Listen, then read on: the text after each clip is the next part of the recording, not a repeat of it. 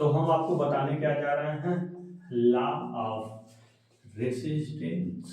Law of resistance, इसको हम क्या बोलते हैं दोस्तों, इसी को हम बोलते हैं प्रतिरोध का नियम। शुरू से ही आप पढ़ते चले आ रहे होंगे, ठीक है। इसका पहला नियम क्या है, ठीक है, प्रतिरोध का पहला नियम क्या है कि किसी चालक पदार्थ का प्रतिरोध उसके लंबाई के डायरेक्टली क्या होता है, प्रोपोर्शनल होता है, ठीक है।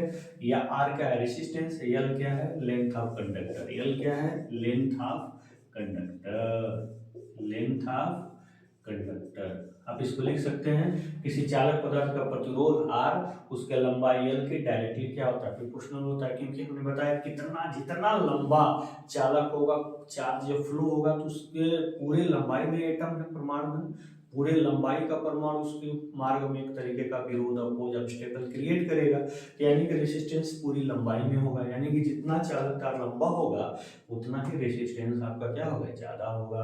तो अब देखिए, अब यहाँ देखिए, मान लीजिए कि ये आपका रबड़ है, ठीक है, इंसुलेटर तो केबल नहीं है, मान लीजिए कि अगर ये रबड़ है, अब इसको हम खींच रहे हैं तो लंबाई तो बढ़ेगी, लेकिन जो इसका क्रॉस सेक्शनल एरिया है वो क्या होगा, कम होगा।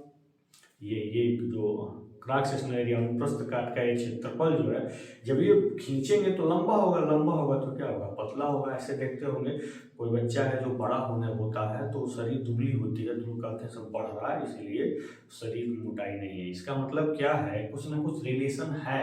अगर लेंथ बढ़ रहा है तो क्रॉस सेक्शनल एरिया क्या होता है, कम होता है किसी कंडक्टर का। तो अगर हम लंबाई इसकी बढ़ाएंगे तो क्रॉस सेक्शनल एरिया क्या होगा, कम होगा, यानी कि जो लंबाई है ये इसके क्रॉस सेक्शनल एरिया के क्या है, इनवर्सली प्रोपोर्शनल है।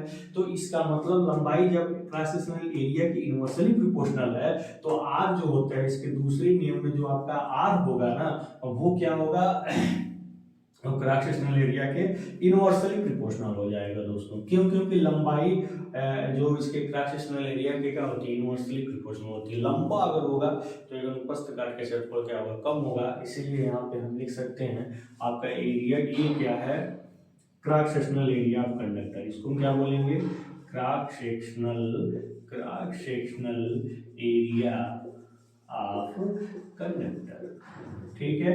ये क्या है, cross sectional area of conductor, इसको लिख सकते हैं in metre unit, in metre unit में ले लीजिए और इन मीटर स्क्वायर यूनिट में ले लीजिए, ठीक है, ठीक है। तो आप इसको लिख सकते हैं, हिंदी में भी लिख सकते हैं, क्या है ये, मीटर मात्रक में चालक तार की लंबाई है, ये मीटर स्क्वायर मात्रक में ये चालक तार का क्या है, अनुप्रस्थ काट का क्षेत्रफल है, ठीक है। तो दो रूल हो गया।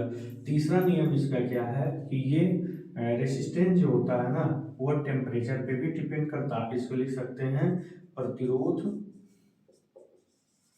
प्रतिरोध क्या करता है, पदार्थ के प्रकृति और ताप पर भी, ताप मतलब टेम्परेचर, ठीक है, निर्भर करता है। तो सबसे पहले हम बात कर लेते हैं इन दोनों नियम का, जो ये फर्स्ट रूल है और ये सेकेंड रूल है। इन दोनों को जब हम मिलाएंगे ना, जब इन दोनों को हम मिलाएंगे, ठीक है, अकॉर्डिंग टू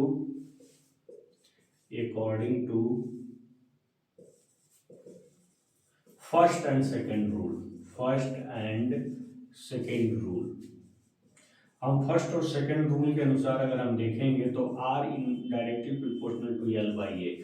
अगर इन दोनों रूल्स को हम मिलाते हैं तो होगा क्या कि R directly proportional to L by A होगा, यानी कि आपका जो आर होगा ये क्या होगा, जब प्रोपोर्शनलिटी का सिंबल हटेगा ना तो ये आपका, जब प्रोपोर्शनलिटी सिंबल होगा तो कांस्टेंट जरूर आता है, क्योंकि इस साइड अगर बढ़ रही है तो उसको रिड्यूस करके बराबर कर देगा, अगर ये साइड घट रही है तो उसको इंक्रीज करके इसके बराबर कर देगा, इसलिए कांस्टेंट जरूर यूज होता है। तो यहाँ पे जो रो यूज हो रहा है ना, यहाँ पे जो यहाँ पे इसको हम ऐसे इसको मिटा देते हैं, यहाँ पे जो रो यूज हो रहा है ना, रो, इसको हम क्या बोलते हैं, प्रतिरोधकता। क्या बोलते हैं इसको, प्रतिरोधकता। इसको हम बोलते हैं रेसिस्टिविटी, रेसिस्टिविटी, ठीक है।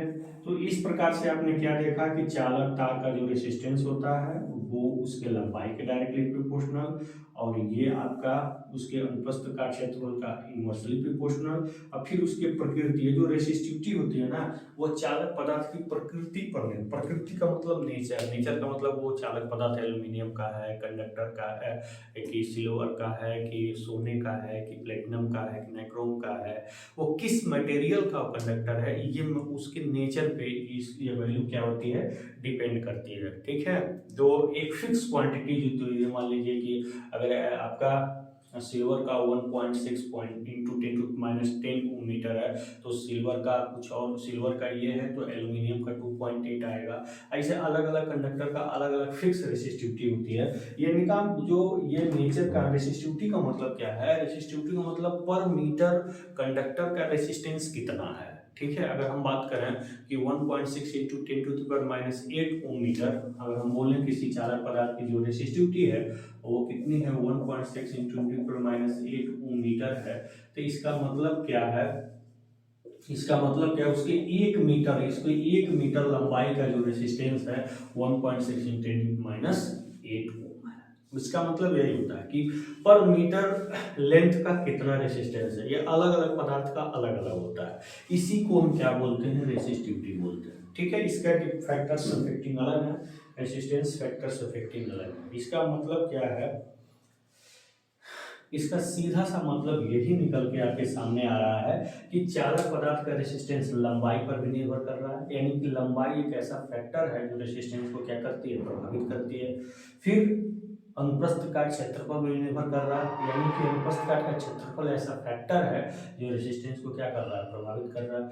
फिर उस पदार्थ की प्रकृति किस मटेरियल का है, ये भी रेसिस्टेंस को प्रभावित कर रहा है। और फिर उसका टेम्परेचर भी प्रभावित करता है। फिर एक से साथ एक और भी चीज होती है जिसको हम क्या बोलते हैं, ह्यूमिडिटी। ह्यूमिडिटी भी रेसिस्टेंस को क्या करती है, प्रभावित करती है। आर्द्रता भी रेसिस्टेंस को प्रभावित करती है, उससे बढ़ने से रेसिस्टेंस क्या होता है, घटता है। ठीक है दोस्तों।